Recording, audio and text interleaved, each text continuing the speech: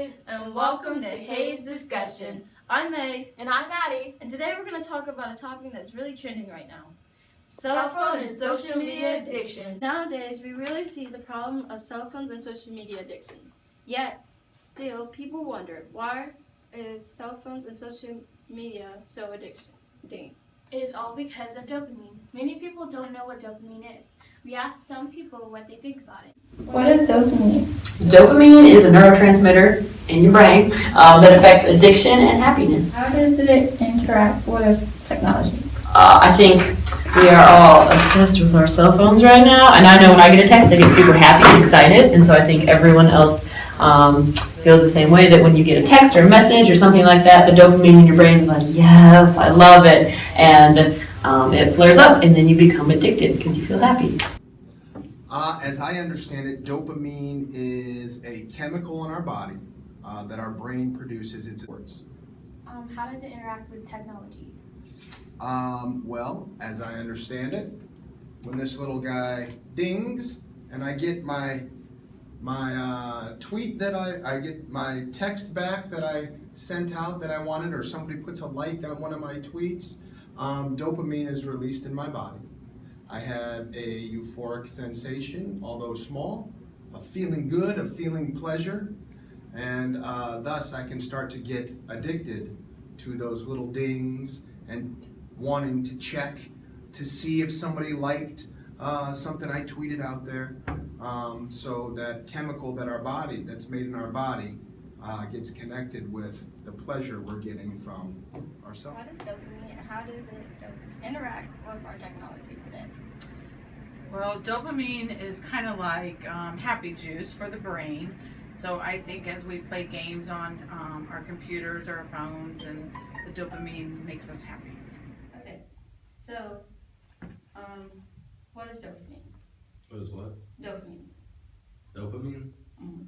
It's like a hormone that's released in your brain that is associated with like the way you feel, like that makes you feel good, basically. What is dopamine? How does it interact with technology?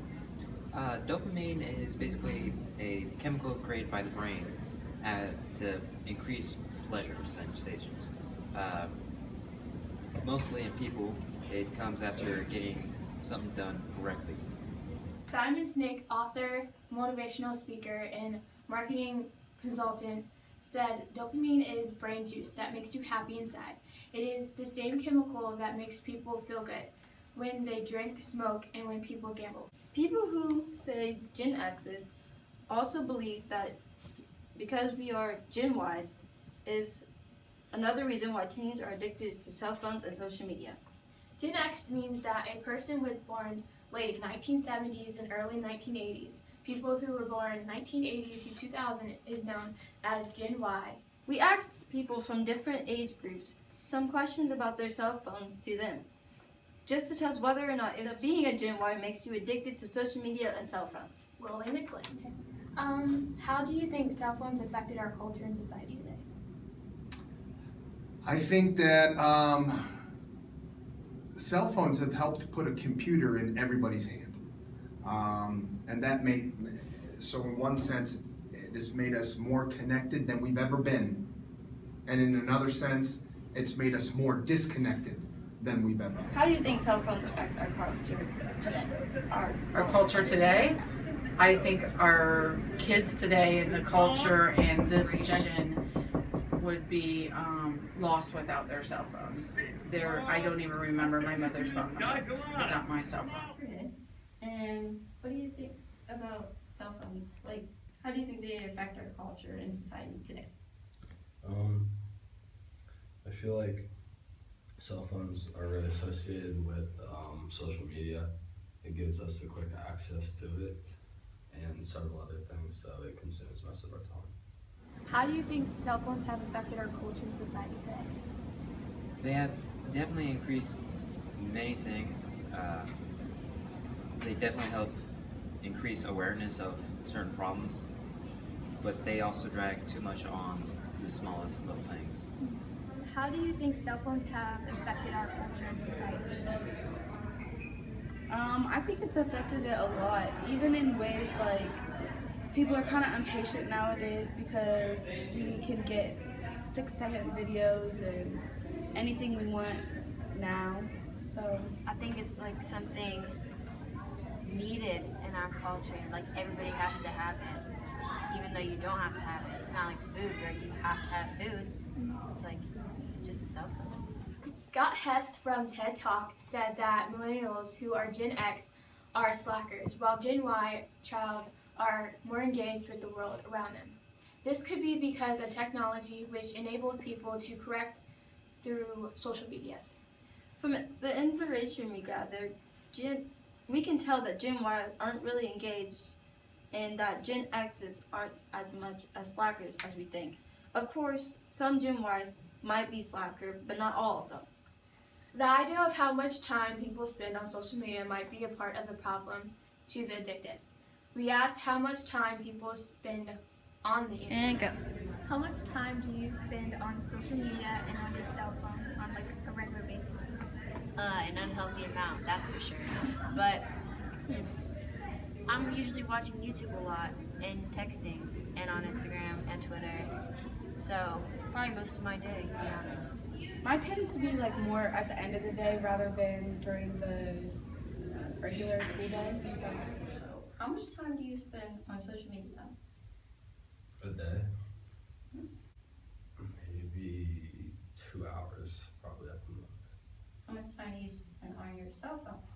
Since I'm on my cell phone when I'm on social media, probably around 3 to 4.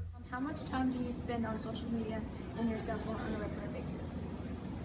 Cell phone usually once a week. I have to have that one text with a friend. Social media, other than YouTube, I don't do social media. Okay, thank you. Snow from socialmediatoday.com says, on average, teens spend up to 9 hours on social platforms a day. He also said on average, people spend nearly 2 hours on social media each day. Social media and cell phones really does have its control over a lot of things in our everyday life. They let us talk to people all across the world. With all the great things that come with social media and cell phones, it can mess up with our social skills in positive or negative ways. It can help build or destroy relationships. How do you think you interact with people? I'm awesome. I think I'm good at working with people because I'm a teacher, so I have to every day. And what is your social skill coping mechanism without your cell phone? I would say without my cell phone, it's probably people, talking to people, making sure I feel good, they feel good. Without using this, you have to do it face to face. And how well do you think your social skills are on a scale from 1 to 10, with 1 being the lowest and 10 being the highest? I would say I'm a solid 8, because sometimes I just can't deal with people. But I would say that I deal with people from like 7 a.m. till like 7 p.m. With school and coaching. So I would say I'm up there. Some of you might disagree. But most days, I would say I'm a pretty solid 8. How do you think you interact with people, and what is your social skill coping mechanism without your cell phone? Well, on one side, I would say that I'm a great communicator. On another side, I'd say I have a lot to learn. I could be better at a lot of things. Does my cell phone factor into that?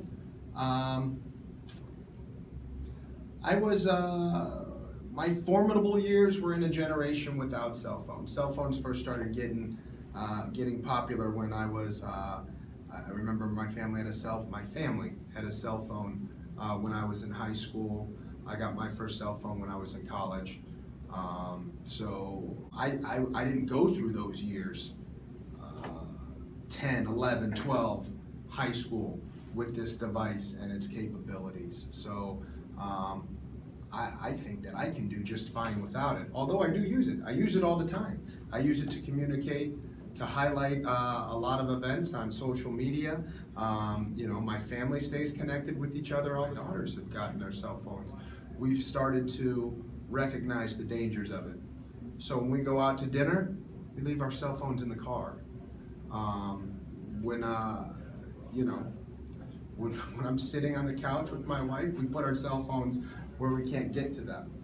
Because there is the temptation. Even when I'm just sitting there, she's watching a show. I don't want to watch this reality show, so I'm going to sit here and check baseball scores, fix some emails or whatever.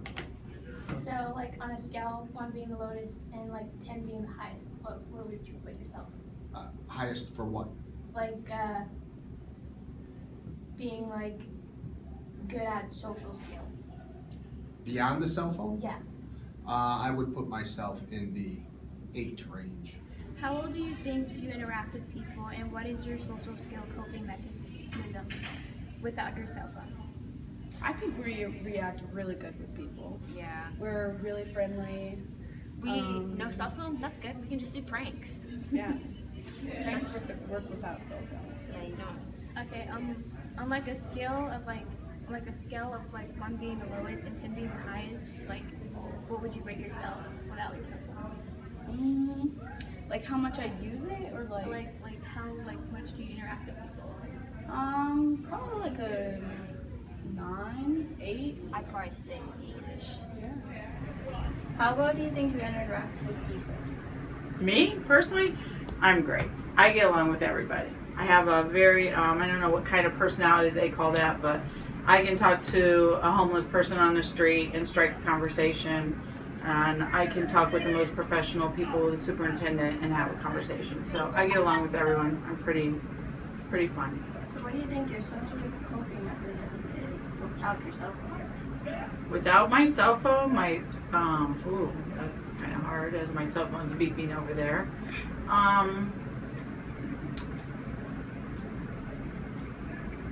The computer. The laptop would be my next selfing. What did you call it? Mechanism, yeah. I think that would be my next thing because I'm always on my laptop when I'm home.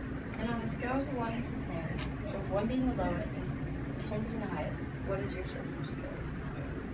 9. And how well do you think your social skills are? Pretty good. On a scale of 1 to 10, how well is your social skills? A good 8. And that is all. How well do you think you interact with people, and what is your social skill coping mechanism without your cell phone on a scale of 1 to 10? No cell phone, 10, pretty good. How I interact with people, I usually find a group of people who seem like have similar ties as I do, and I walk up to them and try and talk to them. It was a surprise to us on how well people viewed their social skills, mostly because they all gave themselves 8, with 1 being the lowest and 10 being they have very good social skills. Even so, we can cut back how much time we spend on our cell phones and social media to fit out our addiction. Say you're going to the movie with some friends. You can leave your cell phone in the car and only one friend being a phone, and they keep it off. There's many different ways to disconnect from the technology. Great way to disconnect is outside, smell the roses, and hang out with friends. Giving yourself a time frame is the way to connect with the world again. Well, that's all for now. We'd like to thank everyone we interviewed for this video very much. Thank you for watching. Bye!